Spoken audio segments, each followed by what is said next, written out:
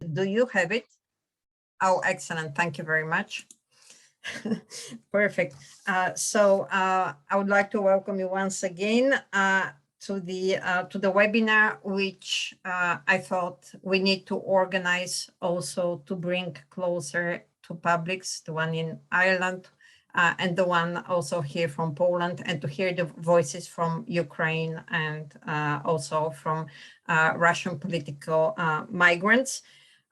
We know there are many reasons for which, Putin reportedly had to invade Ukraine. I am convinced that one of the reasons is that he's afraid of Ukraine, and he wants to show his own Russian citizens that don't go down the path to democratization, don't try to develop independent civil society, because look what is going on in Ukraine now. I will move on with giving the floor to our speakers. I would have to repeat now that unfortunately one of our speakers, Jan Piekło, informed me yesterday that he would not be able to join us, so he apologizes for this. However, the good news is that our other wonderful speakers will have more time for their presentations. So I would like first to introduce Dr. Irina Pawłowska, who did her PhD and is affiliated with the Marie Curie Skłodowska University in Poland. Dr. Irina Pawłowska was prior to that affiliated with the Open International University of Human Development, Ukraine in Kyiv. She is specializing in political culture of Ukraine, civic education, civil society. Dr. Pawłowska, the floor is yours. Are you able to share your presentation? And you need to unmute yourself. Yes. Oh, you have 20 minutes. For a moment, I want to say hello to everyone. I'm very glad to be here with you and make presentation for you. First of all, I want to apologize because my English speaking is not very good, because I have no good practice speaking English last 2 years, but I will do all my best. So please, in advance, excuse me if my pronunciation and some problems probably with my English. Okay, so let's go to presentation for a moment. Yes, I change this.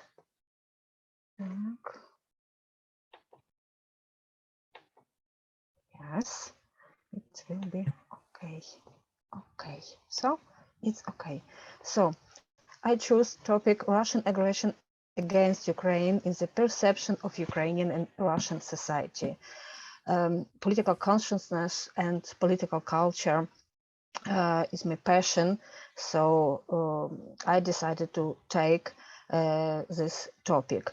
And I want to say in the early beginning that when I have started to prepare for this presentation, I was astonished by huge propaganda in Russian society now. It's just unbelievable. So let's start.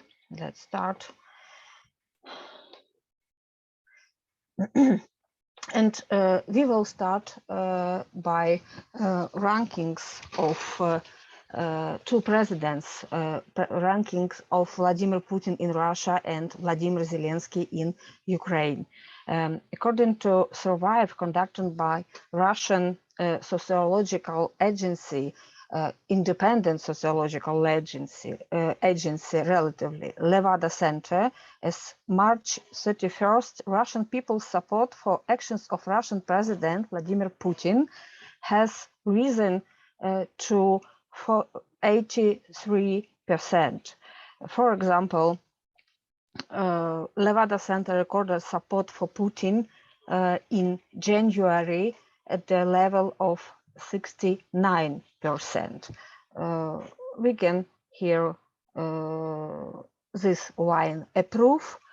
It was October 2021, and here 83% is March 2022. Here at translation of the question, do you personally support or not support the actions of Russian armed force in Ukraine? And we can see age range of participants of this survey. And we can see that participant among all people is very, very high. And we can say the older people, the higher support of authority. And I can say it's normal thing for Russian society. We can say that 55 years old and older, we can say that 64% definitely support actions of Russian army and President Vladimir Putin, 22% rather support, and other rather not support, and so on. The lowest support is among the youngest people in Russia, 29% definitely support, and 42% rather support. In some, it will be 60, 71%. It's rather too much, even for young people.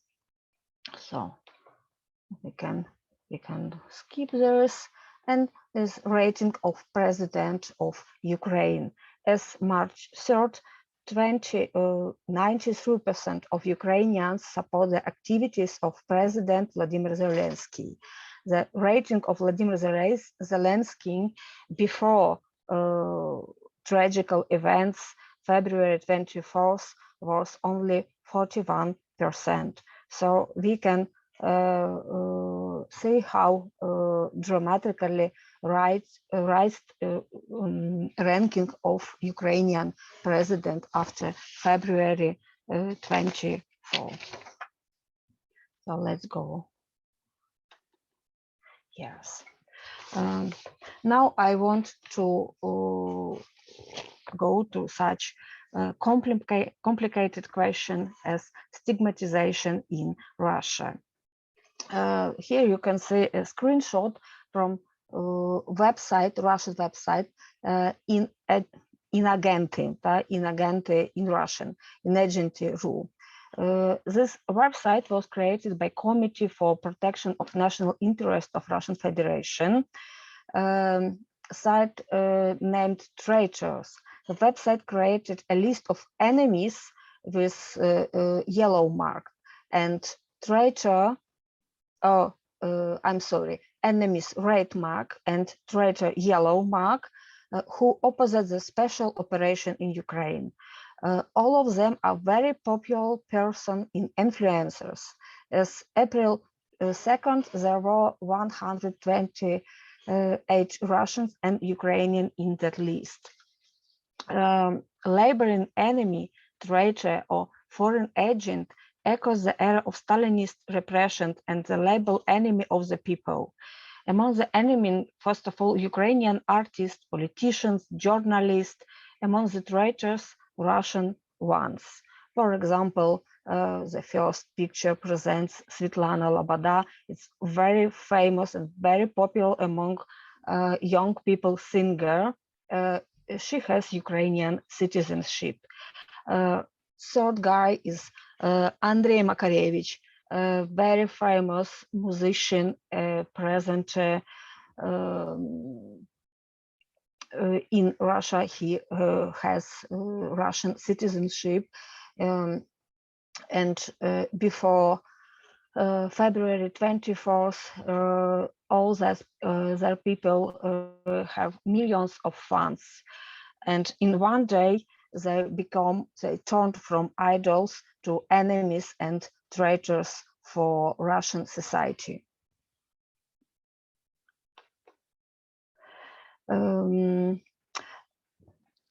I want to explain what does it mean foreign agent in Ukraine. It means that each NGOs with financial support from abroad is foreign agent in Russia. The concept appeared in 2012 in the law about non-commercial. Non-commercial is the name of NGO in Russia. Foreign agents have turned to public in the public consciousness from legal concept into a label of accomplice of the enemy. Now individuals can also be added to the register of foreign agents. If at first the foreign agents had to submit data to this register by himself, now the authorities can do it for him. And organization person from this registry is required to publicly declare that they have the status of foreign agents on profiles, pages in the internet, articles, interviews, etc. For example, here we can see screenshot of main page of Medusa Media. It's one of the most popular opposite media in Russia. Now it's forbidden.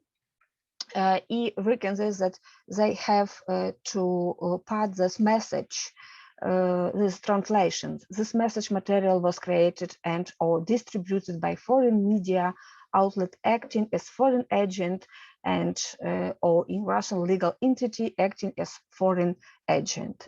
And if we go back some slides to ranking of Levada Center and survive of Levada Center, we can see here also such message. Levada Center forcibly recognized by foreign agent, and this sociological agency must do it by himself. Nobody did it for them. This is Levada Center must part this message. Yes, going back.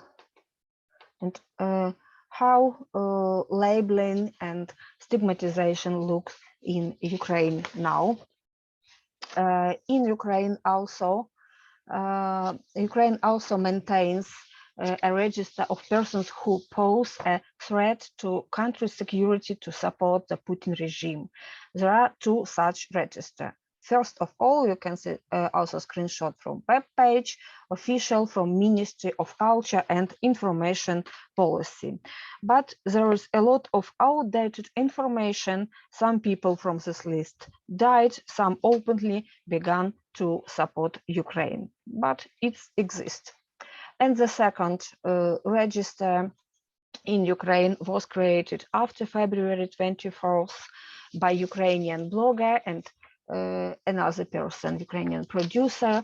It's a list of actors, singers, journalists, scientists, politicians, citizens also of Russia and Ukraine living mostly in Russia, who either openly support the war or take a silent position. And we can find here information about the persons. For example, this very popular singer, performancer Dima Bilan. We can find his profile on Instagram, and this is flag, Russian flag. It means that he is a Russian citizen, and we can click and read information about him and about his position. Near him is Regina Todorenko. It's very famous singer, presenter, influencer, blogger, and so on. She lives in Moscow. She's married with another Russian singer, but she originates from Odessa and has Ukrainian citizenship, and she takes a silent position rather. She's very strong criticated by Ukrainian society, usual people, her fans, and so on. So in some way, it's also a stigmatization project. This project has goal to inform Ukrainians about position of their idols today. Let's go to another point. Another point is protest in Russia. Between February 24th and March 13th, protests took place throughout the Russian Federation. They were not numerous, from few hundred to couple of thousand participants. People were severely detained. For example, February 26, actions were held in 27 cities in Russia. Moscow, very big cities. Moscow, Ekaterinburg, Novosibirsk, St. Petersburg, Khabarovsk, Saratov, and etc. I don't want to name all 27 citizens. Cities, for example, excuse me. According to data of human rights activists, almost 50,000 people have been detained in this anti-war demonstration. Data of April 2022, often people were detained for the world peace, for example, on the poster, children drawings with sunny and world peace, even for bag with inscription "No War," flowers on the hands on March 8th, and even for poster with quote by Vladimir Putin, words that he said 4 years ago at G20 summit in Argentina. This quote sounds like, "War makes it easy to cover up your failures in the economy and social policy. It's easy to rob your people and state." And men in St. Petersburg, it seems to me, who went out on the streets with such quote and poster with such quote was detained. One more thing about Russian protest, why that protests are not so numerous. On February 27th, Russian Prosecutor General Office issued warning that provision of any assistance to foreign states and bad information about Russia Federation, activity of Russian armies, and so on, contains element of crime. You can see article, and crime sounds like high treason. This article provides for imprisonment for up 20 years. Few will want to protest under such pressure.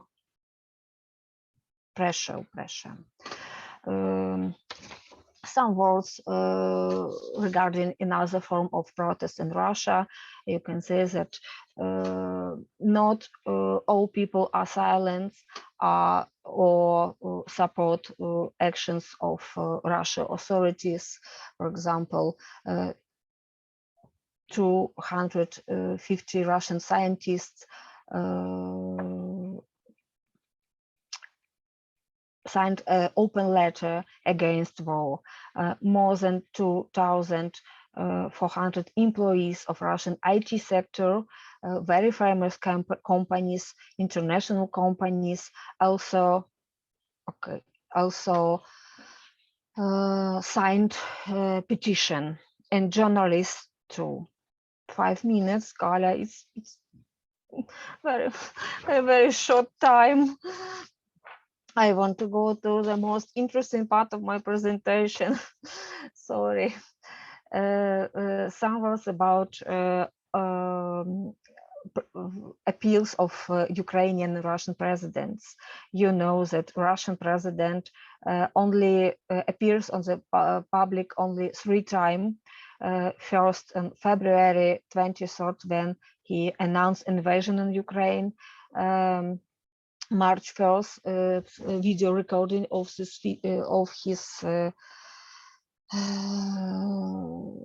meeting with women, and the most significant appeal was March 18, meeting concert Crimean Spring in Moscow, Luzhniki, where there were present about 203,000 people who gathered in Luzhniki, and this photo nice photo demonstrate like Russian girls take cute selfies in front of war era Russian symbols while Russian bombs kills their peers in Ukraine.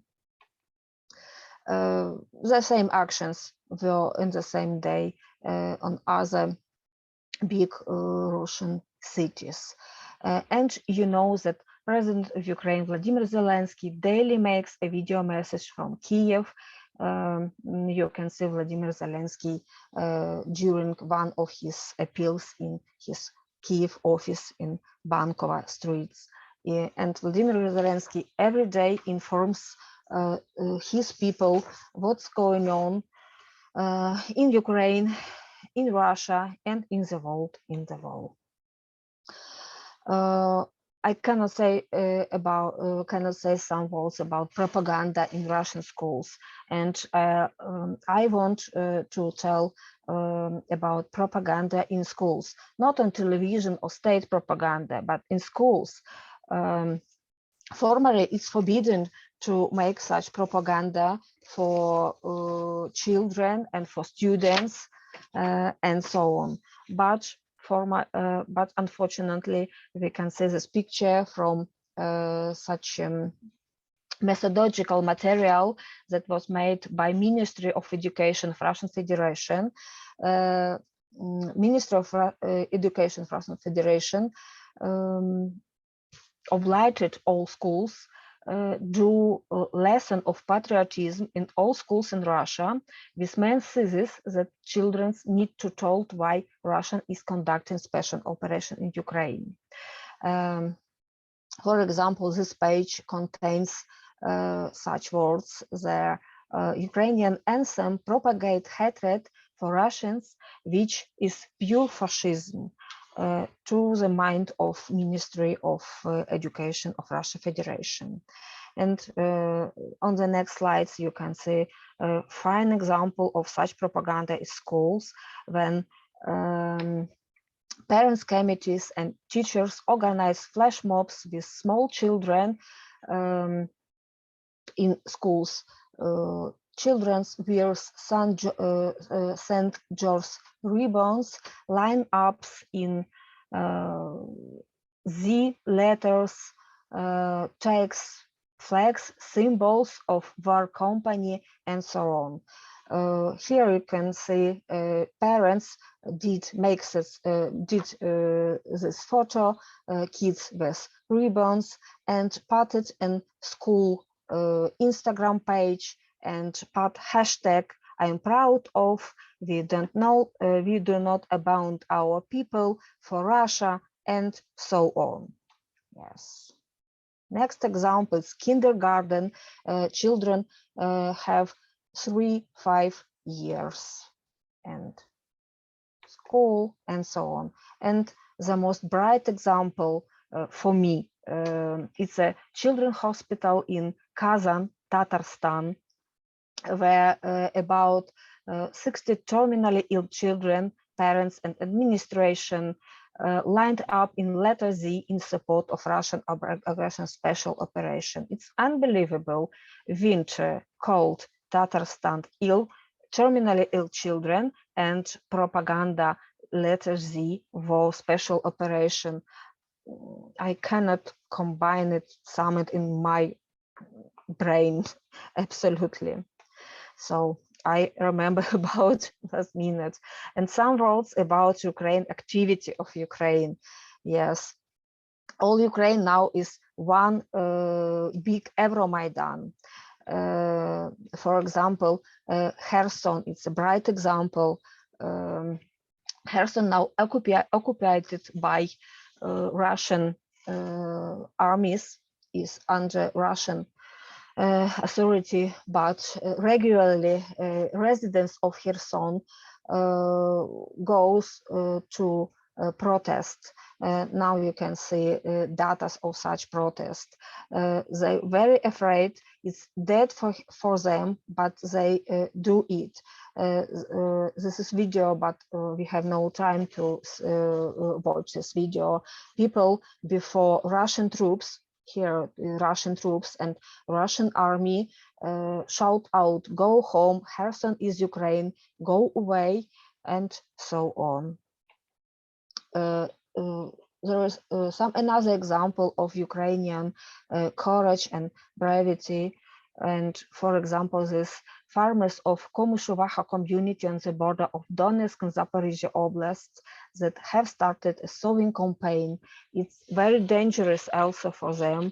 They, if you can see, they in helmet and bullet velvet, but they did it because they understand that otherwise Ukrainian will experience a shortage of grain. Nobody forced them. It's their initiative. And of course, last example, the very last example of this girl and that guy. It's usual people from Irpin, suburb of Kiev that was occupied and destroyed by Russian army. This girl, Nastya Tikha, and her husband, who took about 50 dogs out of Forton in Irpin, including dogs with disability, cats, chameleon, turtle, hamster, and so on. And this picture demonstrates how Nastya tries to control that dogs under this destroyed bridge by Russian troops. And this is my favorite guy, is actor Alexei Suvorovtsev, who calls himself a bearded cat mom. He traveled through the occupied city Irpin and collected abandoned animals, mostly cats. You can see here figure 150, but now I checked, he saved about 200 animals. It was also deadly for him, but he said when the Russian peace came to the city and almost everyone saved people, no one saved animals. And it was only his initiative, and he gave chance to a life to that animals. So go to conclusion and don't know, some words in conclusion. First of all, it's quite difficult to objectively compare mood of society in Russian Federation and Ukraine because some problems of survive. Ukraine have no time, possibility to make good survive now. We have war, but if we compare behavioral patterns of Russian and Ukrainians, we can see there is still no critical mass in Ukrainian or in Russia to attract people attention to the topic of Russian special operation. Number of those who are not afraid of reprisals from authorities are not silent is significant, tens of thousands, but for a country with a population of 144 million is very, very little figure. Well-known personalities who only mention the war are immediately labeled enemy or traitor. Also, just yesterday, they were favorites of millions of Russia. Thank you. Yeah, we really also need to give an opportunity to Joanna to speak, but your presentation will be made available if you do agree. Okay. Okay. Thank you very much for attention. And last slide, few seconds, is perspectives for Russian people and Ukrainian people. Probably it's too early to speak about perspectives, but I'll try to make some ones. Thank you very much. And I stop sharing. Yes, thank you very much, Irina. And without further ado, I move on to Joanna's presentation. Dr. Joanna Fomina is in the process of becoming associate professor at the Institute of Philosophy and Sociology at the Polish Academy of Sciences. She has studied in Krakow and in Humboldt University in Berlin. Her expertise, and that is why I invited her to join us, is that she has studied migrant civic and political participation. Joanna, the floor is yours, and I will be changing the, okay, so I'm in charge of your presentation now. Excellent. Okay. Right. So, yeah, Galia, why don't we start with the first slide? Okay. And first of all, I just wanted to thank Irina for your very interesting presentation. And I think it will be actually a very good mix between what she has said and what I have to say. I need to give you some background for my research. So the overarching focus of my recent research was the interplay between migration and democratization, or the so-called migration democratization nexus. And I studied for a couple of years, I studied the pro-democratic engagement of Russian migrants, mostly political migrants in the EU states who came after 2012. Irina touched upon some of the reasons why people were leaving. So today we are talking about democracy and civil society in the context of Russia's war against Ukraine, starting on February 2024 this year. And one of the consequences of this war against Ukraine has been the departure of a number of Russian critics of the regime and its military aggression. And however, the surge of politically charged emigration is part of a broader and more protracted phenomenon whereby democratically oriented Russians were faced with a choice between leaving Russia or suffering the consequences. Sorry, my cat is here again. Or suffering the consequences of their political stance. And as you know, the Putin's regime, to respond to the mass protests against the forged elections in 2011 and 12, has unleashed a spiral of prosecutions against the dissenters and a really burgeoning wave of politically motivated migration.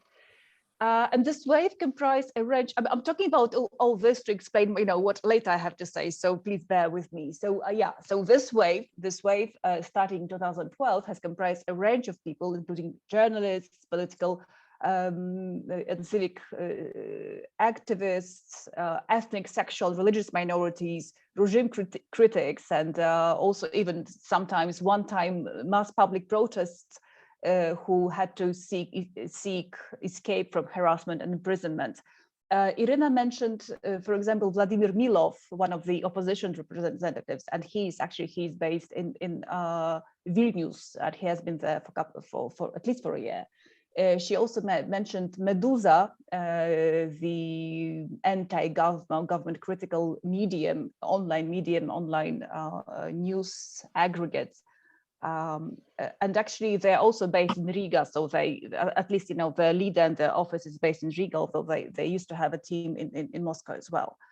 And then the imprisonment of Navalny in 2019 and further persecutions against his foundation also started another surge of political emigration. And this was followed by this most recent departure of Russians with strong anti-war position. And what united representatives of this whole post-2012 political bout of emigration, referred by many scholars as the fifth wave of Russian emigration, was the opposition toward the wrongdoings of the Kremlin regime, fear of persecution, and a sense of that nothing can be done in Russia. While arguably the outflow of active democratically oriented citizens may be expected to contribute to the cementing of the authoritarian regime of Putin, the experience of many of those who left Russia proves the opposite, as my research demonstrates, and also as research into other cases of the sort of migration demonstrates. The migration context has enabled many of the Russian migrants to continue or initiate pro-democratic civic and political activities transnationally. So being based in a European city and then working on Russia-related issues with this focus on pro-democratic activism. And as part of my research, initially, I did over 70 interviews with migrants engaged in some form of pro-democratic civic and political participation targeting Russia. And many of them have been already active, back in Russia, and some started activities only after immigration in sort of ad hoc way in response to what was happening and what has been happening in Russia. And although, the word political immigration is very tricky and actually can be interpreted in different ways, so it's not a very fixed term. So I do not try to call all of them political migrants. I mean, I discuss it further, but it's sort of, I just wanted to mention this is tricky. But I analyze how migration context can serve as a springboard for continuing or engaging into pro-democratic participation, which often is simply not possible back home. And right, so shall we have the next? Oh, yeah, I'll just mention that the results of the of my research have been recently published in a book published by Routledge, and sort of in theoretical framing, the focus of my discussion was something I call democratic remittances. So on the basis of earlier definitions of social remittances by Levitt and also of political remittances, and then of this broad definition of democracy by Eva Morawska, I proposed a working definition of democratic remittances, so as the act of transnational transferring of norms, values, practices, social capital, and material and non-material resources in support of the home's country democratization of its political system, its society, and the culture that informs social and political institutions and popular orientations. And then, can I have the next slide, please? Sorry, just a second. Yes, that's what I wanted. And then, you can divide what has been going on, what has been done by Russian migrants. Oh, I'm sorry. Okay, into several thematic spheres. So it has been free and fair elections, human rights and civil freedoms, fighting corruption, environmental protection, and countering Russian state propaganda. But the most recent thing, it has been anti-war activities. And although this has started already after the annexation of the Crimea and the military activities in Donbass by Russia, it has been very strongly. I mean, the Russian migrants have been strongly mobilized in response to the war. And okay, how much time I have? Okay, still have some 10 minutes, right, Galia? Okay. Right, so both those earlier migrants who came just after 2012 and over this past decade, as well as some of the new migrants who left immediately in response to the war, have been engaging in various forms of supporting Ukraine and its citizens. And we cannot talk about numbers. It's next to impossible either to establish the number of those pro-democratically oriented Russians in Europe or those who have been actually involved in some anti-war activities. But when doing this research, I counted at least 20 organizations and at least 30 media units that were, established in the EU countries, and also, some have been continuing that engagement transnationally, so working for different initiatives back in Russia, but being based in Europe. So we can talk about 3 dimensions of this anti-war engagement. The symbolic one, yes, can I have? Yeah. Sorry, yeah. Not research Okay. methods, not actors, but then anti-war activity. Number 6. Not this one, the 3 dimensions? Yes, thank you. Okay. Absolutely, Okay. absolutely. Sorry, I'm just, as you see, I'm forgetting to, to tell you to change. Anyway, so the symbolic shall I start with this? Let me start with the symbolic one. The symbolic dimension includes some concrete steps demonstrating the strong opposition to the actions of the home country. In particular, these are protest marches, rallies, and other public events, flash mobs, and the messages that you usually see on placards and banners carried by Russian migrants across European cities. I am against Russia. I am Russian and I'm against the war. Putin is not Russia. Stop Putin's war and forgive us Ukraine or forgive us Ukrainians. Also, although the author of the new symbol of the democratic, peaceful Russia of the future, the white and blue flag is hard to identify, but there is a number of Russian migrants who have been uniting under this new flag, which is white, blue, white. And it has been internationally recognized also in Russia to the extent that it has been recognized as an extremist symbol in Russia and banned.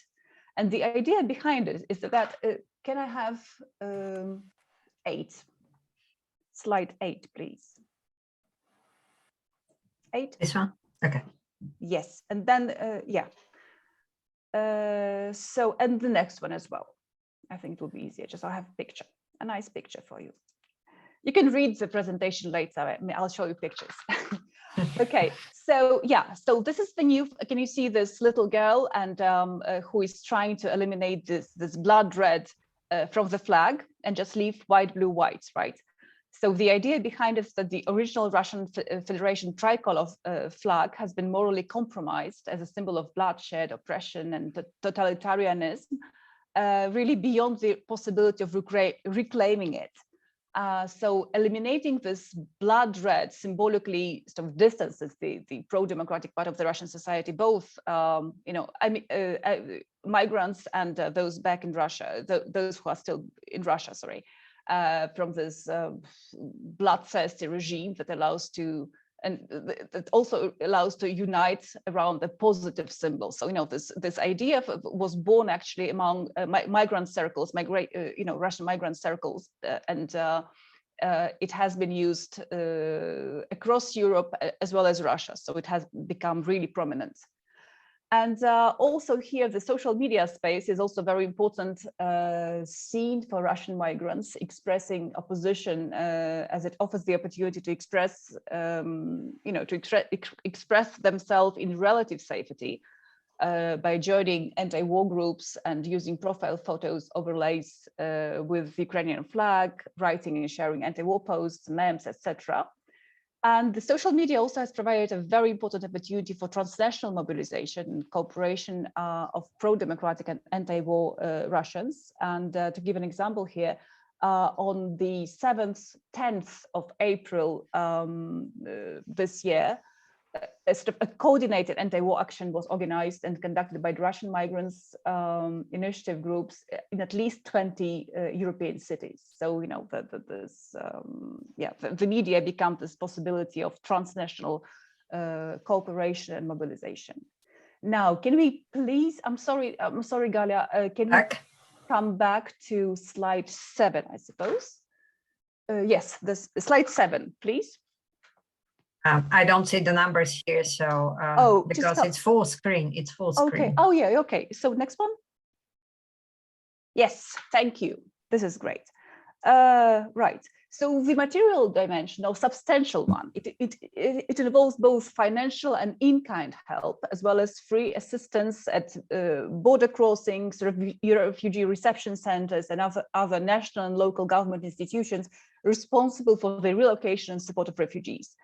And representatives of the Russian migrant and diasporic community have been very actively involved in collecting money and organizing humanitarian help to Ukraine, fighting off the Russian invasion, helping Ukrainian refugees to flee war-torn territories, organizing help at the border, housing Russian families at their own homes. which is interesting because it also just shows how Ukrainians are able to sort of differentiate between, those who support them. I mean, there's bad Russia generally, but also can see, people who actually are supportive and okay. And some Russian migrants, also with relevant professional qualifications, offer free psychological, medical, legal, or translation and interpreting assistance to Ukrainian refugees. And the actors involved are both established migrant organizations as well as various ad hoc initiatives and individual volunteers. And can I have the next slide, please? You will see this is by a guy who is based generally in Warsaw, Gosha Nurmanov, and who just in the first days of the war just went to the border crossing in Przemysl, Polish-Ukrainian border, and he has been volunteering initially himself, and then they set up a team. They organize this initiative and they provide quite complex help both to refugees and with humanitarian help transport to Ukraine. Right, and in terms of, can I have the next slide? I'll tell you. Yes, back. I'm almost done, so we are good with time. Right, so the third dimension it includes the activities of Russian journalists, commentators, and scholars who have left Russia. And this dimension includes informing Russian audiences about the war developments and the Russian Federation's actual role, military activities, and war crimes, and sort of counterbalancing, at least to some extent, the Russian state propaganda and misinformation, as well as informing the Ukrainian and the European public opinions that Russian society is not absolutely unanimous in supporting the war. Of course, informing the Russian public opinion has become much more difficult with, all those restrictions to the internet sphere, but also with VPN, it is still possible to read some, anti-regime media. And to give you an example here, can I have the next slide, please? One of such migrant journalists, Warsaw-based Oksana Baulina, actually paid for her work with her own life. And Baulina was killed by a Russian bomb while preparing a report from one of Kiev's earlier bombed neighborhoods from Podil. As an insider reporter, and the Insider is an independent Russian online newspaper specializing in investigative journalism, fact-checking, and political analysis, and was founded in 2013. And its chief editor-in-chief is also based in abroad now, so it has become this transnational medium. And there are many more examples of that, of informational activities, of investigative journalism. So just to give you one more example here, the Scanner project, it was actually established by Nemtsov many years ago, but Boris Nemtsov, who was killed in 2015 or 16, I think. So what they do is they investigate Russian oligarchs and their connections with, businesses that fund war. And this often serves as basis for sanctions introduced by the West, by the EU or America. They investigate transborder corruption as well, and sometimes bring up the cases to European courts. So, this dimension.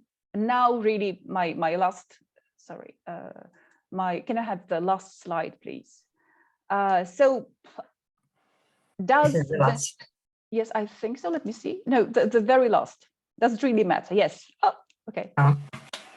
Okay, I can say it. So I can say it. So does this really matter? Of course, on one hand, you have really a handful of activists and a handful of people who maybe are not very active, but at least they go to protest, at least they do something, at least they are engaged in some way. but still, I believe this is important. One reason for this is simply contributing to the eventual fall of the autocratic regime in Russia. At some point, I strongly believe it will happen. We don't know the date, but possibly the sooner. The sooner the better, obviously. Another is counteracting or counterbalancing the nationalist, xenophobic, and militaristic engagement of Russian diaspora, which is also very strongly present, particularly in selected EU states such as Germany or Latvia. But these activities are also sort of backbone of any possible future rapprochement, between Ukrainian and Russian societies.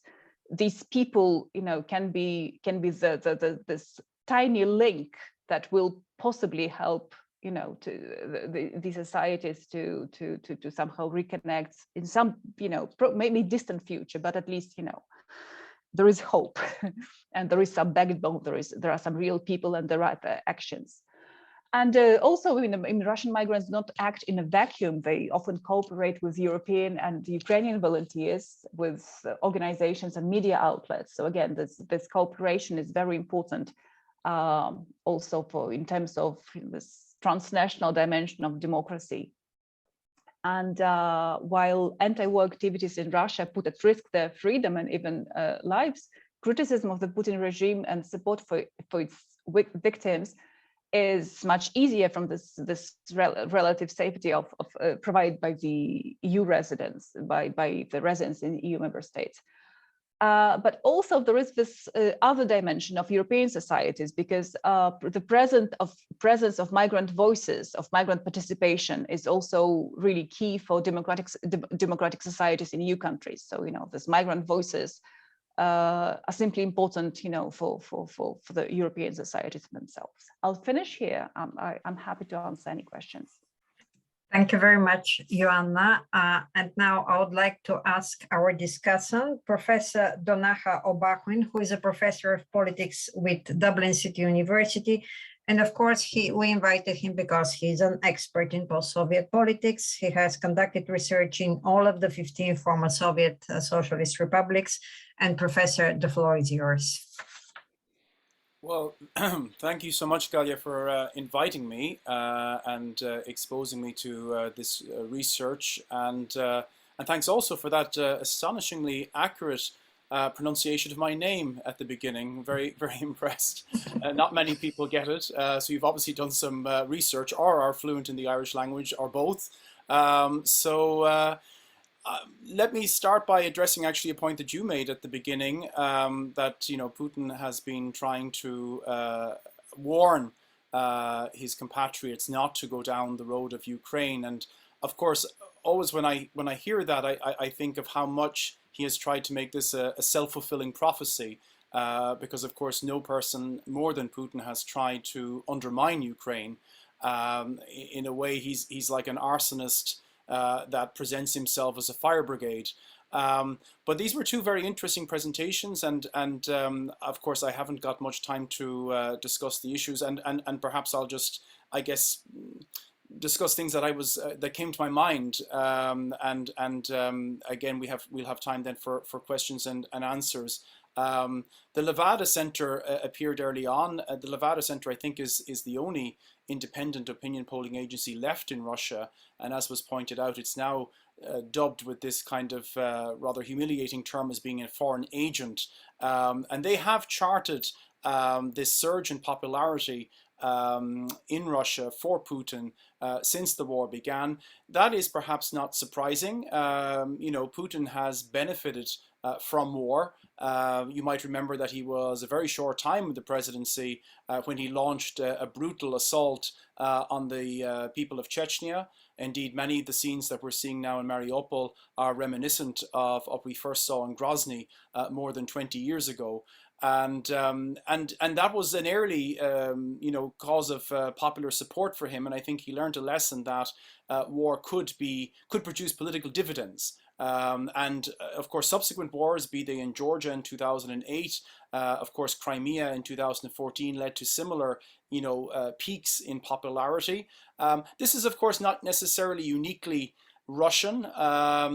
Presidents, can often present themselves as wartime presidents, and that the nation should rally around them. And there's kind of a my country right or wrong.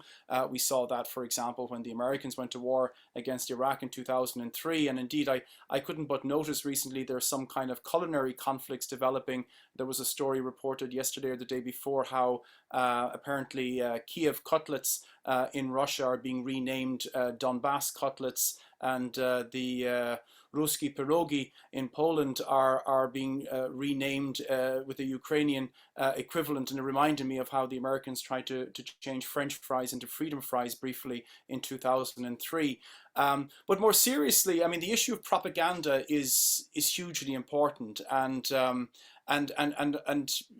Irina's presentation, I touched on a lot of that, about how there's various strands to it. And I guess you might say that Putin is fighting two wars in this respect. He's fighting the war against Ukraine, but he's also fighting a war in Russia, and that's to dominate the narrative. Of course, he has a huge state media at his disposal to do that. He has the educational system, but I think this is something that's been working over generations. It's not specific to Putin, and I think the narrative of World War II, of 1941 to 45, who cannot but have traveled throughout Russia?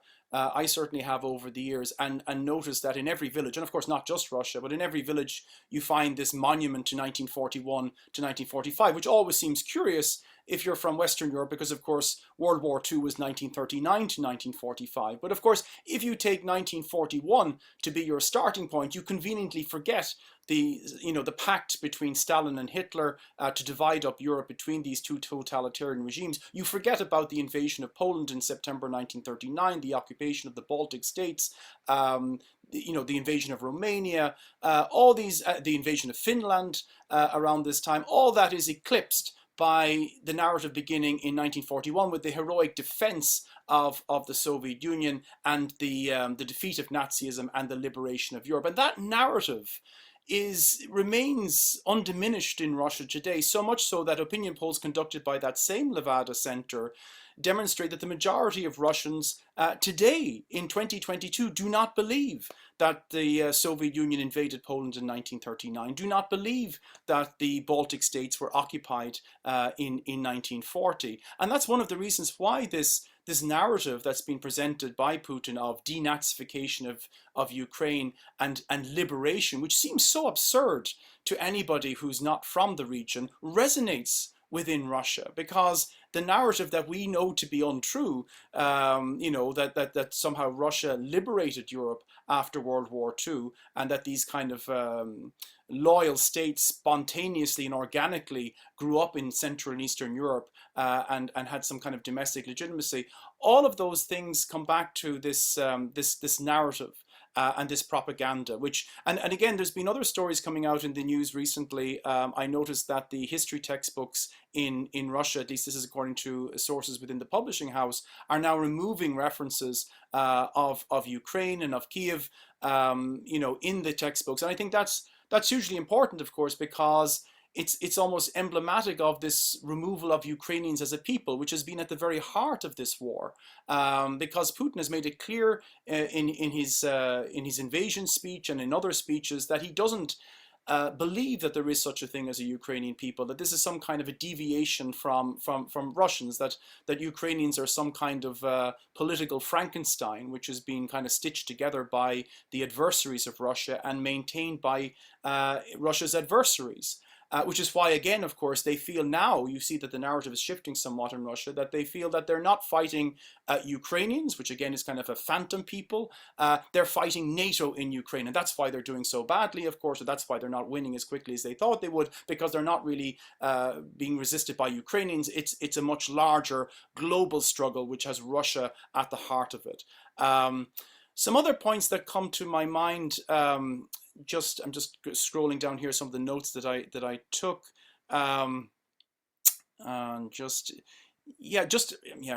another thing about the World War II is that the popularity of Stalin again, opinion polls show in Russia is just remarkable. Opinion polls conducted like during the last 2 or 3 years show that a staggering 70% of Russians approve of Stalin's role in their country's history, while only 19% viewed that bloody dictator negatively. And that's not just the older generation. Support for Stalin is also very strong among those between 18 and 30. And I think we would worry if we saw support levels for Hitler in Germany at such levels. And I think therefore we should worry about the political culture in Russia. And I think that that has played a large part in creating the background for what we see now. And that kind of brings us on to some of the points, of course, that Joanna's presentation brought to the fore. Immigration from Russia and kind of this democratic remittances. I'd be curious to know, of course, is how what kind of percentage of people who emigrate from Russia have those kind of sentiments. I was in contact with friends of mine from Belarus who have migrated to Georgia since the war broke out, and one thing I kind of got from them is that, of course, there are people who are, you might say, not considered highly by the regimes that are leaving, but there are also those who are simply avoiding sanctions. That's why one of the reasons why Georgia is so popular. It's not part of the sanctions against Russia right now, so it's a popular place to relocate. But there's also surely authoritarian remittances. There's also those who take the values of the country that they were brought up. I mean, certainly if you look at the protests in Berlin that occurred recently, and certainly there were some protests in Ireland as well by Russians, it gave the impression that, well, certainly there was a diversity of opinion, that it wasn't simply that people were migrating because they disagreed with the regime. Some people have left over the years and still retain an affection for the regime or support for the regime, even though they're exposed to obviously a diverse media, because we can say of sometimes of people in Russia that they're only exposed to the state narrative, but of course Russians who leave are exposed to a variety of different narratives. And I might conclude, because I know that we'd love to have a vibrant discussion, and we have a number of participants who are waiting to get in. I did research over the years on color revolutions, and of course the color revolution narrative is one that Putin has integrated into his kind of list of threats that Russia faces. And I think it's relevant because, of course, it links into civil society and why some kind of pressures to change the regime from the bottom up succeeded over the years, and many failed. And one of the conclusions I came to was that, you know, democratic movements learn from each other, but so do authoritarian movements. Sometimes I think there's a complacency in the Western world that the tide of history is inevitably moving on the side of kind of Western type liberal democratic regimes, and that it's only a matter of time before they kind of overwhelm autocracies. But autocracies endure, autocracies often proliferate in recent times, and they learn from each other. And so, what I took away from looking at where protests succeeded and protests didn't succeed, one is that, the nature of the state is very important, whether it's weak or strong or energy rich, because of course, if it's an energy rich state, like many of those authoritarian regimes in Central Asia, they don't need domestic taxation to survive, and they don't need external support. The character of the regime, is it, absolutely authoritarian, or is it kind of semi-authoritarian or competitive authoritarian? Or is it relatively weak, again, because it doesn't have that source of energy resources that prove to be a boon for authoritarian regimes. The character of the opposition is also very important. And I won't go into that now, but simply to say that the level of unity that they have, the caliber of the type of people they have, sometimes there's elite defections, for example, that all matters. The civil society itself, independent media, youth groups, NGOs, whether they can exist or whether they're labeled as foreign agents and suppressed, are all very important. You have external influences, that's where, of course, the European Union plays a part in the Eastern neighborhood, and not only, of course, because Russia is also a player trying to counteract those. And finally, you have, people themselves, and whether there's a tradition of protest and mass mobilization, and that's where sometimes political culture matters. But I think, to conclude finally, I think it's a fascinating period to be researching this region, because so much is in flux now, so much hinges on the outcome of this war on Ukraine. And as has been said by more than one person, this is not just a war in Ukraine and about Ukraine. This is a war of much greater significance for the future of Europe, fundamentally about democracy versus dictatorship. And we have been at that crossroads before in Europe, and that's why it's of pivotal importance that it is decided in a way that is to the benefit of people who live in Europe. Thank you very much, Professor, for providing this very useful, also historical background. I suggest now to open the Q&A session. Of course, our presenters, Irina and Joanna, if you want to jump in now immediately with the response, or if any of our present here participants would like to join the conversation, just please, unmute yourself, and well, we are all equal here. It's very democratic. So I can see here that Professor Joanna Piłat unmuted herself first. So please, Joanna. Yes, thank you. Joanna mentioned about those Russian immigrants who protest against the war. But I would like to ask Joanna about those Russians, migrants who definitely support Vladimir Putin's war. I think about the protests which were organized in Berlin and Hamburg and even in Austria. So I think that we have to consider this. We have to understand why Russia's migrants in Germany organized this protest. I ask about this because you mentioned that it's much easier organized protest against the war for people who are living in European countries, German East European countries. So I try to understand why these people organized protest, the big, very important event for Vladimir Putin in front of the gate of, in Berlin. This is my question to Joanna.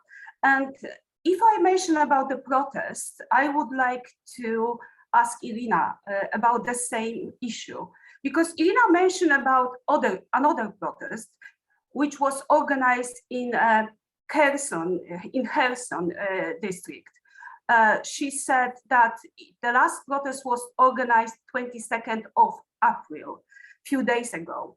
So I think that the people in Kherson are very, very brave and desperate, because we know that Russians prepare a referendum there.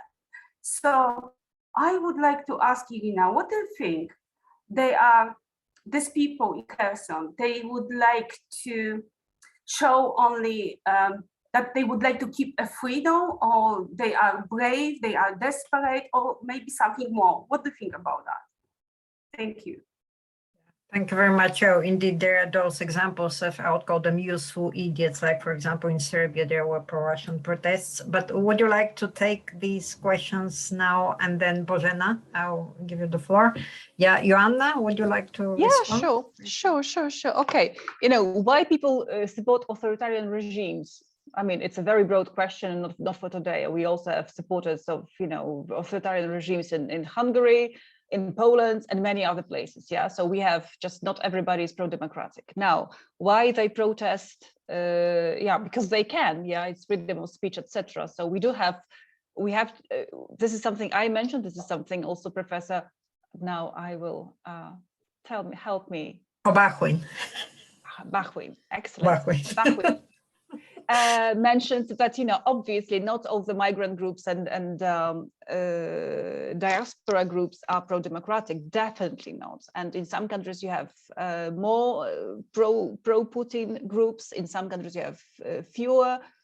This all can be explained due to migration processes. Long story, but what I'm saying is that you do have these things happening parallelly, I mean, at the same time. So you have pro-war protests in Germany, not protests, rallies, yes, in support of Putin regime and war. And you have at the same time, sometimes in the same place, in the same square, you also have anti-war protests. And also actually in Germany, in Berlin, anti-war activists managed to block the second pro-war protest. You know, they by some petitions, writing petitions to local authorities, by just as it was happening in Poland, like just you try to submit a application for a protest at the same place where somebody else is going to, where opponent is going to organize some rallies. So by being first, you just block them. So there are these things happening simultaneously.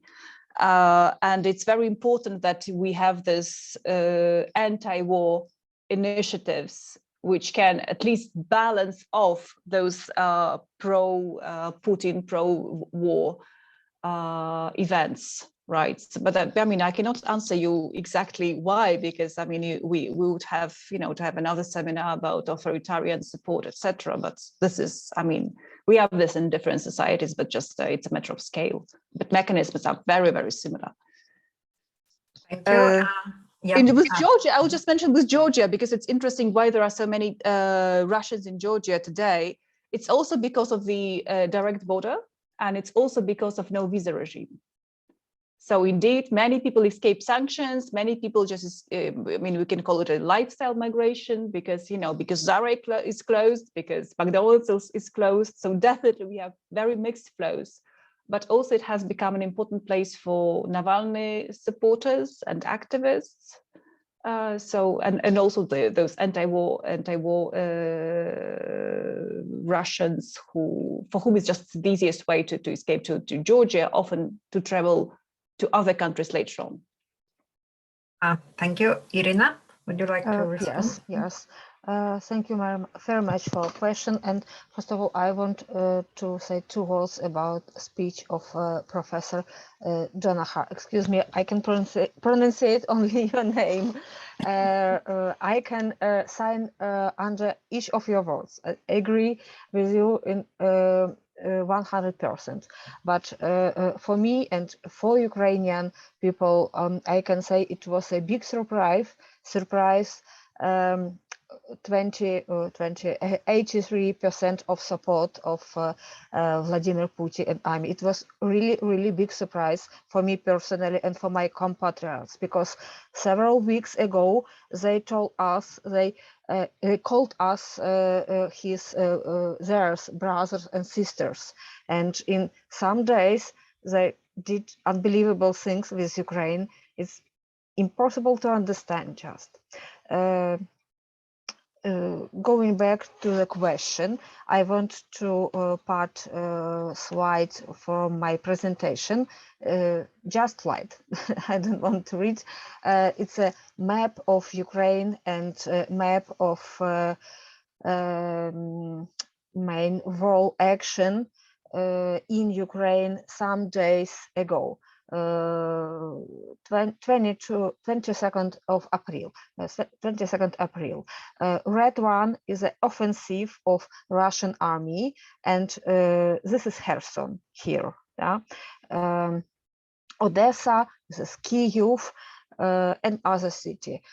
And going back to the question of Joanna, I can say that all factors that Joanna meant can be important.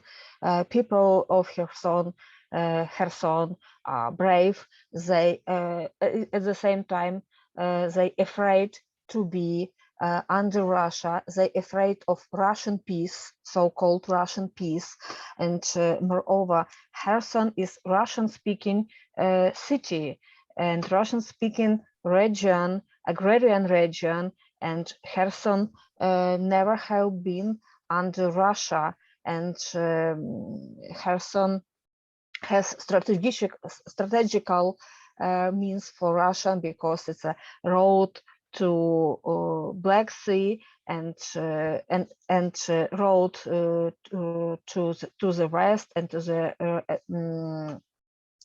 abroad with Russia and so on. So I think that Russians wants to make this referendum against will and against wishes of residents of Kherson. They just want to access Kherson because of their political and geopolitical reasons.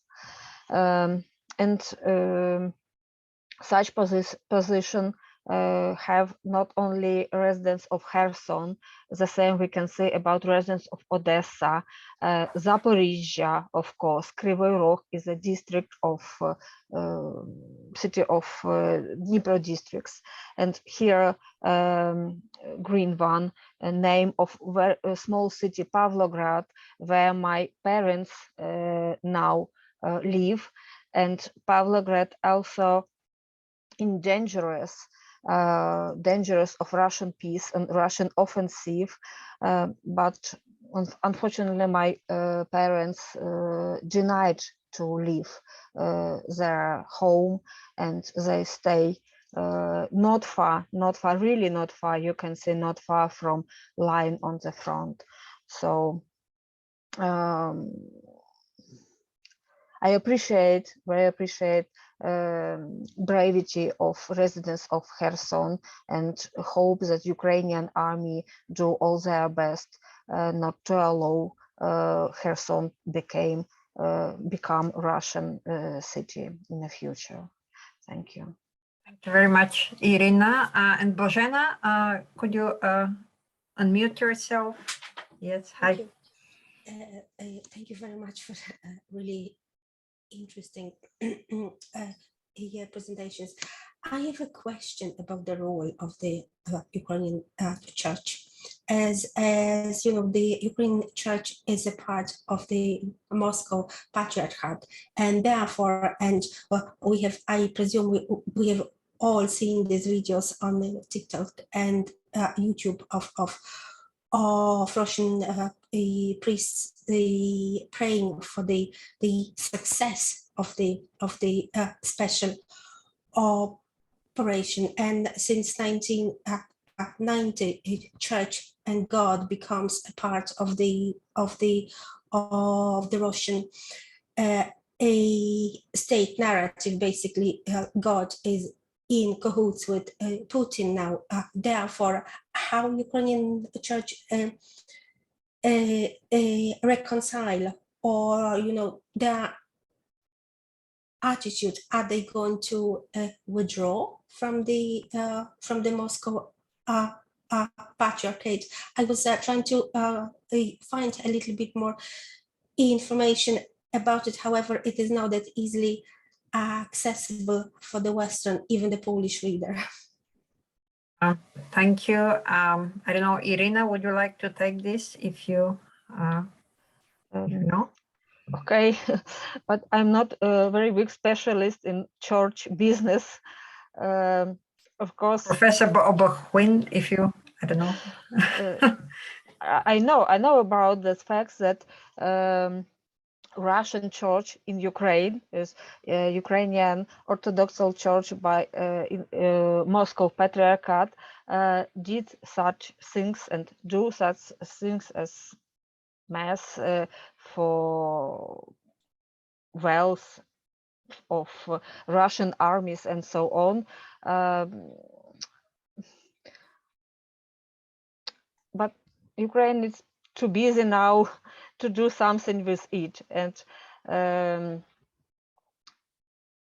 I cannot comment it as I want, and probably somebody else can tell something about church. But church is a Russian Orthodox Church is it's not the most important problem of Ukraine now. But it's not the Russian Orthodox Church, is the Ukrainian Church, which is still as a part of the administrative Moscow Patriarchate.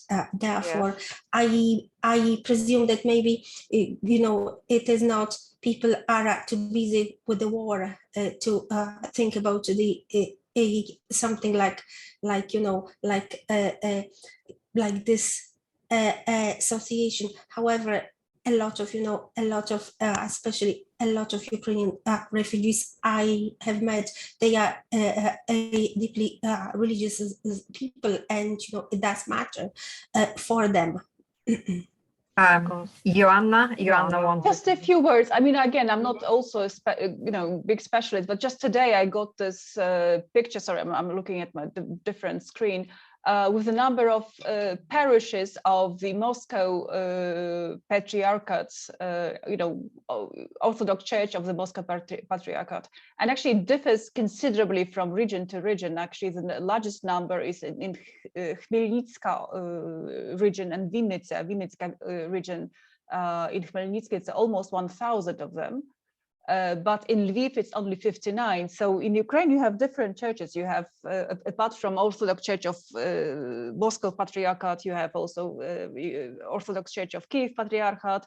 You have this small independent Ukrainian church, and also you have Greek Catholic Church.